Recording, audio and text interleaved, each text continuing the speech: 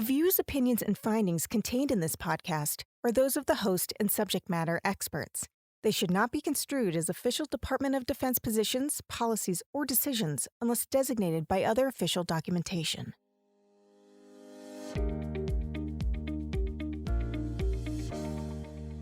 Welcome to the Picking Your Brain podcast, a series from the Traumatic Brain Injury Center of Excellence, or TBI-COE, that focuses on the care and recovery of service members and veterans who have sustained a TBI. In this episode, we introduce our revised dizziness and vision clinical recommendation and how it helps medical providers treat overlapping symptoms associated with traumatic brain injury. We also discuss the fear of stigma that keeps service members from seeking treatment for these symptoms. This is an NBC News special report. Good evening. We're coming on the air with breaking news. The Pentagon confirming that Iran has launched a series of ballistic missiles targeting American forces in Iraq. In January of 2020, more than a dozen ballistic missiles were fired at the U.S. troops stationed at the Al-Assad Air Base in Iraq. Although there were no American lives lost, some service members noticed the effects of an invisible injury. I'd lost my hearing. My left eye wasn't really working all that great. Everybody had suffered some level of traumatic brain injury from this. Army Major Alan Johnson recalled the symptoms of his traumatic brain injury, or TBI, on the CBS News program 60 Minutes. All of these soldiers, 127, 130 of them, their main focus was to literally get the mission back up and running, which masked a lot of their TBI symptoms. Our symptoms were insignificant to what we'd experienced all night long. I'll take some Advil, I'll rehydrate, and this headache will go away, my nausea will go away, I'll try to eat some food, it'll go away. Those symptoms just kept getting worse. One way TBI-COE has sought to help the military address these symptoms is through its revised clinical recommendation, Assessment and Management of Dizziness and Visual Disturbances Following Concussion. This clinical recommendation, or CR, assists primary care managers in caring for service members and veterans with dizziness and visual disturbances commonly related to mild TBI. It also contains fact sheets that help patients to better understand the vision changes and dizziness they may experience after a concussion. These symptoms can often overlap, presenting a challenge for both the medical providers and service members in treatment and recovery. Well, I have suffered from a head injury myself. Brigadier General Katherine Simonson is the Deputy Assistant Director of the Research and Engineering Directorate at the Defense Health Agency, or DHA. After her injury, Brigadier General Simonson experienced some inner ear pain that caused debilitating vertigo. So I went to, like any soldier, then went to seek care.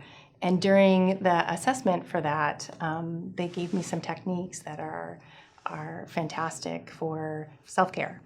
So there are medications that you can treat this kind of vertigo with. There are preventative measures that you can teach soldiers.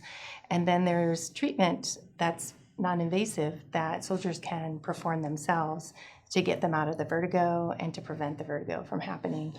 Had I not gone to seek care, I could have been in a position where vertigo would have been dangerous for me. So I'm happy that I had an indication that I needed to get some help for that. And fortunately, I'm back to my normal self. A challenge many leaders in the DHA and operational forces face is making sure service members with TBI seek immediate medical care to improve recovery times and ensure military readiness in the forces. Because as we know, some soldiers won't come forward for some of these issues thinking that they'll resolve themselves. And we know if there's treatment to be had, we want them to have it early on so that they can get back to their full working capacity. This Brain Injury Awareness Month, TBI-COE is emphasizing being TBI ready. This means recognizing that healthcare providers and others in the military community need to be aware of the available resources to prevent, diagnose, and treat TBI.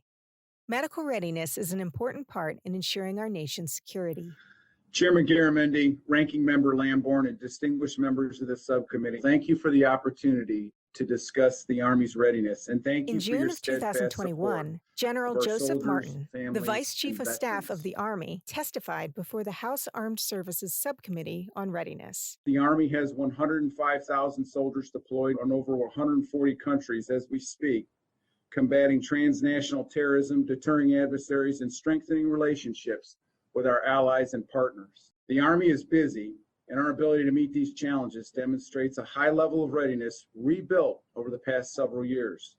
We could not have done it without your steadfast support. However, readiness is fragile and relative to the challenges we face. Our adversaries are TBI COE helps DHA maintain a medically ready and ready medical force to commands all over the world.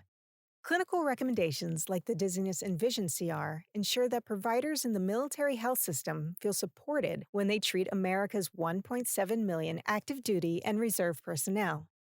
TBI COE's Dr. Joanne Gold experienced the value of a ready medical force firsthand. I did suffer a TBI myself, a concussion, in 2016. I remember being very dizzy, disoriented, and this occurred for weeks following the concussion. I felt very uncomfortable in crowded places, like the grocery store would really get me. Dr. Gold is a neuroscience clinician who experienced a traumatic brain injury on active duty.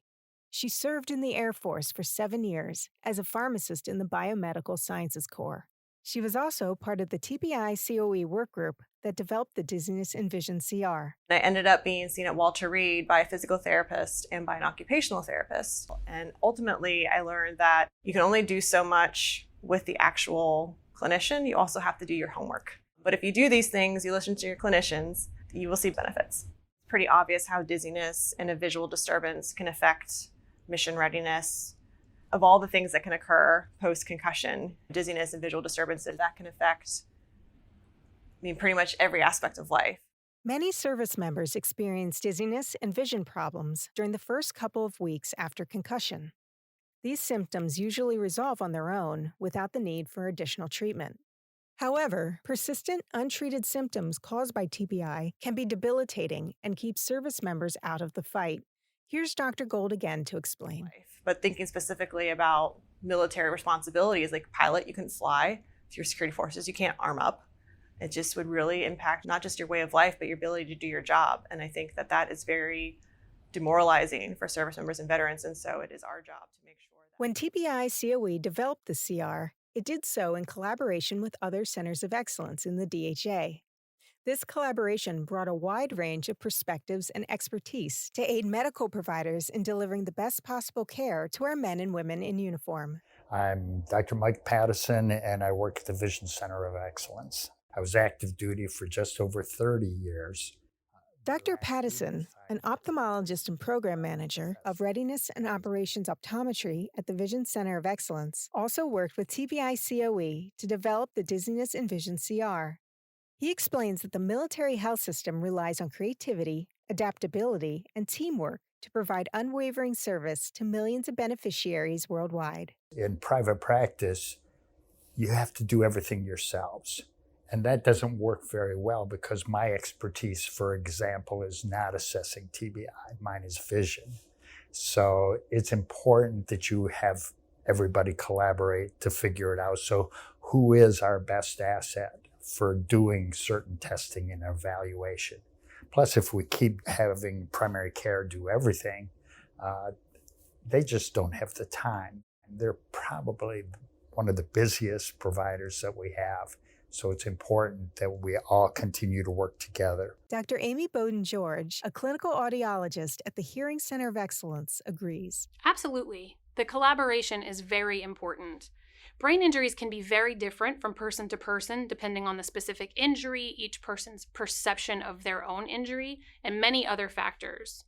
Oversight from an organization like the TBI COE helps maintain focus on the overall condition, and then experts in specific disorders such as dizziness or vision problems helps add the details that can improve clinical care, outcomes, and fitness for duty. DHA leadership also sees research collaboration as an essential part of the Research and Engineering Directorate, formerly called J9, which leads the discovery, development, and delivery of innovative improvements in patient outcomes and military health and readiness. Brigadier General Simonson agrees. Collaboration amongst both the COEs and our research partners is a critical strategy for DHA.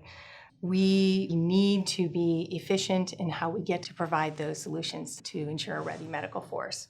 We're fortunate that we in DHA J9 have all of the centers of excellence in our directorate. So the Vision Center of Excellence, the Traumatic Brain Injury Center of Excellence, Hearing and Psychological Health, all within our organization enables us to use those areas of expertise to collaborate when they have cross-cutting challenges. This collaboration is key for creating products like the Dizziness and Vision CR and its comprehensive clinical resources for medical professionals and fact sheets that address managing visual changes and dizziness after concussion for patients and their caregivers. Together, the Centers of Excellence can help providers give the best possible care to our service members and veterans and maintain medical readiness. To download the clinical recommendations and related fact sheets, visit health.mil/TBI-COE. Picking Your Brain is a podcast series from the Traumatic Brain Injury Center of Excellence, or TBI-COE, that focuses on the care and recovery of service members and veterans who have sustained a TBI. It's produced and edited by Vinnie White and hosted by me, Kate Perlman.